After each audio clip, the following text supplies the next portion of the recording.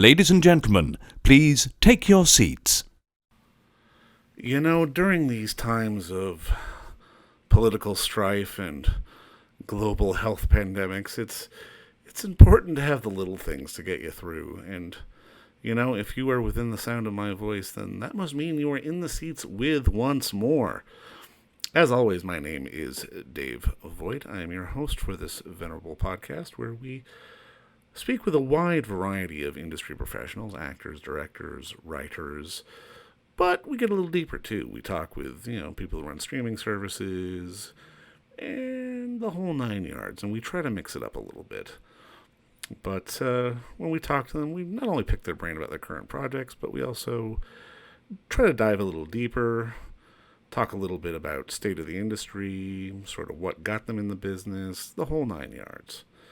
And as always, if you need to find this podcast or other podcasts, please don't forget to subscribe to us on Spotify, on Apple, or you can find us all archived on our YouTube channel at In the Seats. And also, please don't forget to follow us on social media, either at In the Seats or at It's Podcast One, on Facebook, Twitter, and Instagram. And finally, please don't forget to visit us over at intheseats.ca for all the latest and greatest movie news, reviews, event coverage, and all sorts of fun stuff in between. Well, we got a big one today. On today's episode, we talk with Adam Brody and Sophie Nelisse, the stars of The Kid Detective, which is in limited theatrical release down in the States and also up here in Canada. And it is an absolutely charming little film, but that still manages to walk a little bit of a dark line and a bit of a deadpan comedic line as well, because it's about this once celebrated kid detective who's now in his early 30s, who continues to solve the same, silly little mysteries and trivial ones that you would do when you were 12 and sort of get lauded for. Of course he does this in between the occasional hangover and just, bout of feeling sorry for himself. But one day a client walks in his door, and it's an adult case. A really adult case. It's he has to find out who murdered her boyfriend, and it goes on from there. It is charming, but it's quirky. It's all the good little things about independent cinema that I kind of love. And when we talked with Adam and Sophie, we got to talk a little bit about the origins of the story, sort of why they like the premise, and what got them into the industry, and why, and where movies like this may have a spot for down the road. I think there will be a spot for them, but it's just gonna take time to let it all flesh out. And I hope you enjoy this, and I hope you, if you're in somewhere where there is a theater, please go see The Kid Detective and support your local theaters, because it's a fantastic, fantastic film. All right, hey guys. Obviously, Hi. first off, thank you for the time. I really appreciate it. Likewise. Yes. Now, first off, I absolutely love the movie. It completely caught me off guard. It's a procedural, but it's kind of delightful at the same time. And I guess my first question is, Adam, for you, because I know you worked a little bit with Evan on this, but walk me through sort of your initial discovery of the idea, because this character is really a lot more compelling than maybe the title kind of indicates. Well, truthfully, I love the idea, but I met Evan first, and he kind of pitched me the idea. Well, what he said first was, hey, I met him at Sundance years ago, and he was at Slam Dance, the film festival next door, with the Dirties. Yeah. And I don't know if you're familiar with that or not. Yeah. But so I became familiar. He told me about that, so I checked that out, and I was so impressed by that. And that is a movie similarly that walks a tonal tightrope and is ostensibly a comedy, but then so much more. And so I just really was very interested in whatever he wanted to do. I just thought, like, what a smart voice that I respond to. And then he pitched this idea. I thought that, and he thought it'd be great for me. I'm like, yeah, I can see it would be. It sounds like a dream. And then, shared with me the first act 6 months later. He wasn't sure where it should go. We talked about it. I didn't hear from him for over a year. I thought, no, I don't know what happened to that. And then I got the whole script in my inbox, and it was, 95% of what you see on screen. And it was like wonderful. So I love the character, but it's his writing capability first and foremost that drew me to the project. Cool. And what about you, Sophie? Because your character is so unique. I mean, you really are playing very much a comedic straight man in this while still trying to solve a crime at the same time. Well, I got linked to the project a while back as well. The other producer, Will Woods, I had worked with him on multiple projects, and he told me like, oh, there's a script I really loved. I would love for you to, to get in touch with Adam and the director. And when I first read it, I loved everything about it. I loved the dark humor there's to it. I love how it gets really serious, but then is really light and funny at times. And I loved also my character because I thought at the time it was a more mature character than I've done before, because even though Caroline is still really young, she has kind of like an old soul to her and understands stuff, even though she's like, I love how naive she is and how she like has a tendency to only see the positive in people, but yet she's so mature and realizes things and is super smart. And so I loved how she had this beautiful balance of both, and the script as well had this beautiful balance of beauty and darkness to it. And then I reached out to, we Skyped with Adam and the director, and then I didn't hear anything for like 2-3 years. We kept telling me like, oh, it's going to be made. And then I was like, so what's up? And they're like, yeah, financing. And 3 years later, I think they're like, yeah, it's finally getting done. And I was like, amazing. And we were just really happy when we were on by set. the way, for the last year and a half, I was telling Evan, look, it's never going to happen. It's a long script.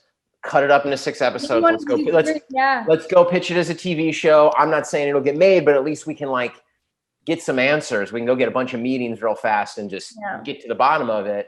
And he kept the faith, and he had a lot of faith in Will and Jonathan, the producers, who came on late. We had a different producer. We went down that road for a while. It didn't happen. And then Evan switched and met them. And then, man, a lot of credit to them.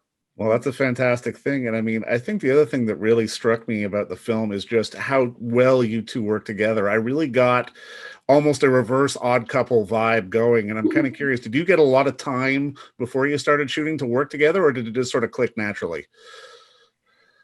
I mean, it definitely clicked naturally, but we didn't have a lot of time, although Evan made us rehearse more than either of us wanted to. Yeah, I remember on weekends, we were like, Evan wanted us to rehearse, and I was like, Adam, I really don't want to stay over in North Bay for the weekend. Can I just fly back home? And he was like, yeah, we're not rehearsing. I was like, okay, cool. Yeah. I mean, there's this, we got 4, but we have a bunch of little scenes and then 3 or 4 meaty ones together. And then we'll get together once. We'll say them a few times. We'll talk about it. But Evan, it's funny. He's so meticulous, and it shows in the writing. I mean, he thought about this script for years and kept tweaking it. And I really respond to that. And I'm not a writer, but in any way that I dabble, I'm the same way. He's not prolific. And at the same time, as a director, it's just the details of the details of the details. And while I think that's important, I don't know. I wasn't prepared for how far up my ass he wanted to be. I would agree on that one. But especially on set, I'm kind of curious because, the film does strike such a perfect tone between sort of deadpan comedy and this very serious sort of procedural where it hits all the procedural beats. And I'm kind of curious, from your perspectives, how do you kind of walk that fine line? Because there are moments where you have to be serious, but there are moments where you have to be making a joke, but still sort of be in sort of the same kind of character mindset throughout. Sophie, you want to try? I was going to say Adam, because my character, I think, is just more honest reactions. I think what makes it funny is the vulnerability and the naivete of it all. It's how Adam's character goes so far, and for her, that's just she would never even consider doing anything like that. So I think for me, it was easy because it was just I'm kind of like that in real life. If someone does something that I wouldn't expect, I would just be in literal shock. And I think that's what my character is kind of the whole time. So I think for me, it was pretty easy. It was just honest, reactions. And me too, in a way. I mean, it's a language. I've worked with Whit Stillman, and it reminds me of that. And I think reminds me of Wes Anderson a little. Reminds me a little bit of Coen Brothers, in that nobody makes a joke in this movie. Everything's just sincere. Me too. Like my character's sincere too. All the humor comes from timing, but timing of sincerity. No one's quippy in this, or sarcastic. So so it's just like, in some ways it's easier because you play it straight. Mm-hmm. And I mean, this is, like you say, this is a movie where there is so much honesty, and I guess in this day and age, it's almost catches you off guard. And I'm kind of curious, from both your perspectives, how does like this kind of job, where obviously it's more of an independent production, you're trying to find the money to make sure it gets done, how does that sort of satisfy you versus maybe something a little bigger that either of you may have done? I feel like from working a lot on indie films and really doing both, I think you can really see that people are so committed to the project when they're often like smaller projects that you've been attached to for so long, or even people that haven't been attached to it for that long on this one. Like, you could just feel the chemistry on set, that people are really there because of their love for art and this movie specifically, or because there's someone on the team that they absolutely love. Like, I remember talking to everyone on set, and everyone just loved the characters, the story, and you could just tell that it wasn't like, oh, I'm going to work and I'm making lots of money. Like, it was really about the quality of everyone on set. And I think that you really have that aspect of community and family, and that's what I love. And how also, because we don't have those big budgets, like, people are so focused. Like, even though we had a lot of fun and we had time to laugh, I mean, people know what they're doing, and there's no like messing around. There's no like, you always have a sketch, like, I don't know what to say, but like, if something messes up, you always have a plan B. You're always on top of things because you don't have a choice to be on top of things. So people know how to do that and to have fun at the same time. It's the immediacy of the budget, and I guess it forces the creativity to sort of be there and to sort of be ever present, because you just don't have any choice. You got to get the shot right. Very much, and that's it's thrilling. I mean, all that said, like, I would have rather had $10 million. It's at the end of the rainbow. It's cooler that we did it with what we did, how we did, but I don't know, not to be a downer, but I'm getting older, and I'm like a little getting more disillusioned with not making an independent movie I love. Financing an independent movie is just like, it used to be exciting to go like beg for money and pitch people your projects, and I don't know, it's not anymore. I want to make it. I don't want to go on like 1,000 dinners pitching people I don't know on why this movie's great and why they'll never get their money back, but they should do it anyways because it's a really good movie. Now, I mean, this is something I always like to ask, but I mean, for both of you, because you've both done such really diverse stuff, and I'm kind of curious, when you think back, is there like a moment or sort of a movie that you've watched in your history where it made the light bulb go off in your head to go, okay, I want to do this for a living? I mean, not for me, because I first did it for actually get money to pay, because I was a gymnast almost on the Olympic team for Canada, and I used to compete all across the world, and not really across the world, like across Canada. And I just needed money to pay for gymnastics. My mom just kind of threw me into acting. It was like, here, you'll make a couple bucks. And then it just like worked. And then like 2 years later, I got The Book Thief, and then I kind of stopped gymnastics to go acting full time. But I always really saw it as like fun, and just like kind of it felt like going to day camp for me. Like during the summer, I'd shoot a movie. I was like, well, this is better than being thrown in like these camps. And so when I think it really got serious for me when I did my college applications, and I was looking at all these fields I could go study in and like jobs, and there was really nothing that fit with my personality as much as acting. Maybe it's because I grew up with it, but I was like, it fulfills me so much. I didn't see myself doing anything else. And that's really where like the turning point for me was. I was like, this is what I want to do with my life. And that's when I started taking it more seriously. Not that I wasn't doing it seriously before, but just I was like, this is really what I want to do, you know? Okay. Yeah, for me, I didn't start doing it till I was 19, but I had the idea. I flirted with the idea of it way younger, when I was probably 12. I think honestly it was Home Alone, and Macaulay Culkin, who's like my exact age, and just loving that movie and going like, that looks fun. And so I think I got it in my head then that like, oh, kids can, like I see myself in him, and well, what if but I didn't do anything about it for 10 years. Do you think, just given, I mean, not only the state of the world, but just how the business is, that movies like this that don't necessarily fit an algorithm can survive and find an audience? Or is it becoming, like you say, maybe harder and harder just to get the money to get them made?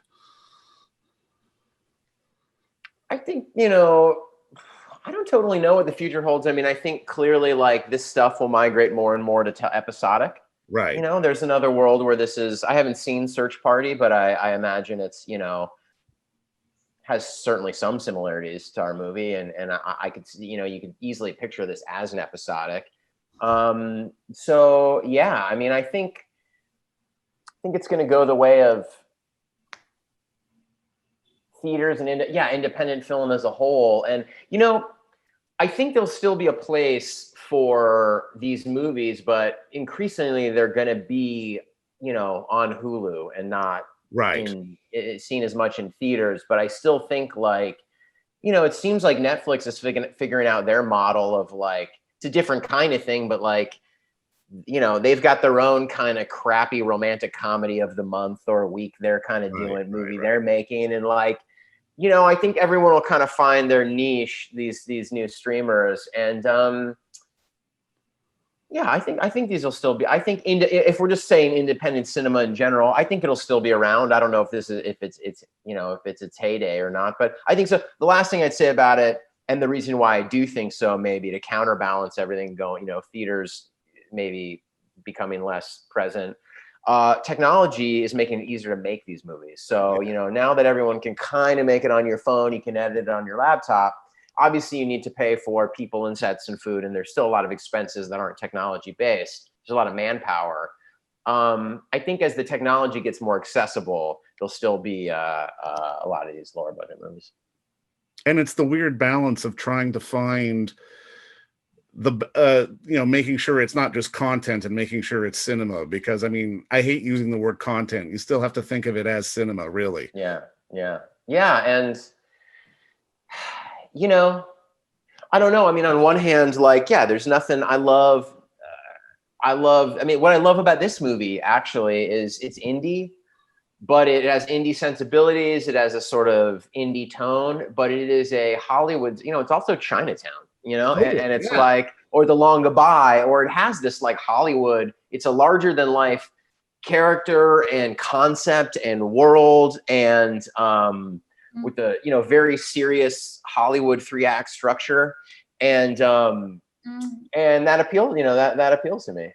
And I still love to see that. At the same time, I can feel myself even as a sort of Hollywood romantic, feel the pull of like streaming shows starting to like, is that the most exciting place? I was having this conversation with somebody yesterday, but it's like, would you rather be in the new Coen Brothers movie, or would you rather be on Fargo? And that's a tough call. And that never would have been a tough call a few years ago. And now you can feel it shifting. So I don't know. Well, and I mean, I guess just to start putting a bow on this, and this is something I always like to ask. It's a dumb question, but I always like to ask it. This is a detective movie. Can either of you give me your desert island detective movie? Okay. Adam, go. I have to think about this. My desert island. If I just got to pick one. You could cheat. If you want to get 2 or 3, that's cool by me. Yeah, I mean, I think Chinatown is the high watermark. I'm also like, I love Los Angeles, like noir, and just as I've lived here for 20 years, so it interests me seeing it on screen, and certainly being transported through time into a different Los Angeles. So it has that. Can't be Jack Nicholson. So like, there's that. You also couldn't go wrong. The Big Lebowski is like, maybe the best movie ever made. Let me go obscure too, just for fun. It's not that obscure, but there's a Robert Blake is the lead, Electra Glide in Blue from the 70s. Oh, nice. Okay, I like that answer. Yeah. He's a motorcycle cop who always dreams of being a detective and gets hired to apprentice the big guy. And it's just like an epic masterpiece, the one and only movie by the director. And with it's the most assured directed thing I've ever seen for a first timer, and I don't know.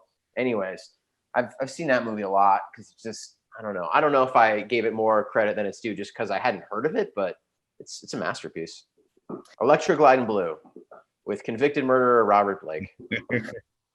I mean, I really like, it's like pretty dark, but I really liked Prisoners.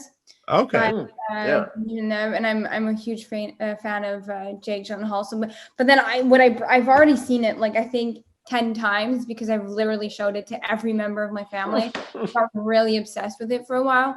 I love that you're going around showing Prisoners to everybody. And that's I'm so bleak. So obsessed. I was like, guys, watch it. And then they were like, this is so dark, depressing, and hardcore. I was like, yeah, I love it. And so, but so I think, yeah, that's the one I would bring. But I've literally watched, because it's actually funny that we're talking about detective movies, because I've watched so many detective movies because one of my classes in cinema is genre. So I've been watching from the 50s, all Chinatown, and I've watched The Maltese Falcon and The Godfather and all of those. So I'm just there's too many to pick from right now. I just love all of these.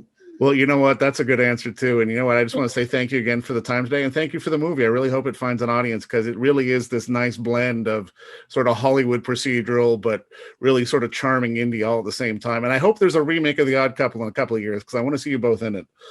Wow, that's a no-brainer. Thanks again for the time, guys. Appreciate it. See ya. Thank you. Bye.